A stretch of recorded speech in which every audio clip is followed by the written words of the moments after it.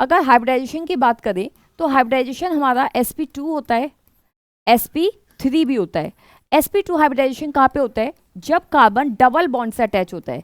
जैसे आप इस वाले स्ट्रक्चर को देखिए, इसमें 2 कार्बन है और दोनों के बीच में डबल बॉन्ड आ रहा है, और डबल बॉन्ड वाले कार्बन से डायरेक्टली हमारा X भी जुड़ा है, मतलब कि हेलो ग्रुप भी जुड़ा है। तो हेलो ग्रुप को ज़्यादा अभी देखने की जरूरत नहीं है, यहाँ पे आपको फोकस करना है 2 कार्बन और दोनों हमारे डबल बॉन्ड से अटैच है, मतलब कि इस वाले कार्बन, ये वाला कार्बन डबल बॉन्ड से अटैच है, तो sp2 हाइब्रिडाइजेशन। तो समझना आपको सिर्फ इतना ही है, जब भी कार्बन डबल बॉन्ड से अटैच होता है तो उसकी हाइब्रिडाइजेशन sp2 होती है।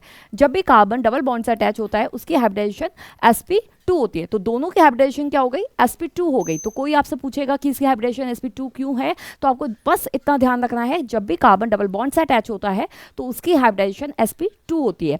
ठीक है, नेक्स्ट हम देखते हैं sp3 हाइब्रिडाइजेशन। जब कार्बन, जैसे आप एक कार्बन की चेन बनाइए, यहाँ पे C2H5 लगा लीजिए, यहाँ पे CS3 लगा लीजिए, यहाँ पे कोई भी हेलो ग्रुप लगाइए, यहाँ पे C2H5 लगा लीजिए। इस वाले कार्बन को आप चेक करिए, ये वाला जो कार्बन है जो मैंने सेंटर में लगाया है वो चारों सिंगल बॉन्ड से अटैच है। जब भी कार्बन चारों सिंगल बॉन्ड से अटैच होता है तो उसकी हाइब्रिडाइजेशन sp3 होती है। ठीक है, तो आपको बेसिक डिफरेंस समझ में आ गया। sp2 हाइब्रिडाइजेशन कब होती है? जब कार्बन डबल बॉन्ड से अटैच होगा तो sp2 हाइब्रिडाइजेशन होगी। कार्बन अगर सिंगल बॉन्ड से अटैच होगा तो हमारी हाइब्रिडाइजेशन sp3 होती है। तो हम अब हाइब्रिडाइजेशन समझ चुके हैं, आगे हम देखते हैं। देखिए, अब सबसे पहले हमने एक कार्बन की चेन बना लेना है जिसपे हाइब्रिडाइजेशन हमारी sp3 दिखेगी। ठीक है, कार्बन की चलो हम चेन बनाते हैं।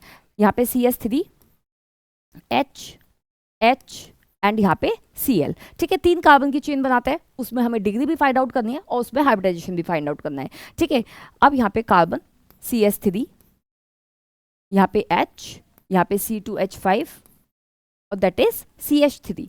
ठीक है, 3 अलग अलग चेन बनानी है। यहाँ पे CS3, then CS3, CH3 and then CH3। अब सबसे पहले आप इन तीनों स्ट्रक्चर को देखिए और देखने के बाद ये समझिए कि इसमें जो सेंटर पे कार्बन है वो चारों सिंगल बॉन्ड से अटैच है। मतलब जो सेंटर पे हमारा कार्बन है वो चारों सिंगल बॉन्ड बना रहा है, तो चारों सिंगल बॉन्ड बना रहा है, तो सबसे पहले आंख बंद करके आप ये लिख दीजिए sp3 हाइब्रिडाइजेशन है। अगेन ये कार्बन भी चारों सिंगल बॉन्ड बना रहा है, sp3 हाइब्रिडाइजेशन है। ये कार्बन भी सिंगल बॉन्ड बना रहा है, तो sp3 आपको यहाँ पे लिख देना है। ठीक है, सिंपल सी बात है। अब इनकी डिग्री फाइंड आउट करते हैं। अच्छा, डिग्री क्या होता है? Primary, secondary, tertiary. ठीक है, आपने थोड़ा बहुत पढ़ा होगा। अब हम समझते हैं डिग्री फाइंड आउट करने का। पहले तो फॉर्मूला देखते हैं, जनरल फॉर्मूला।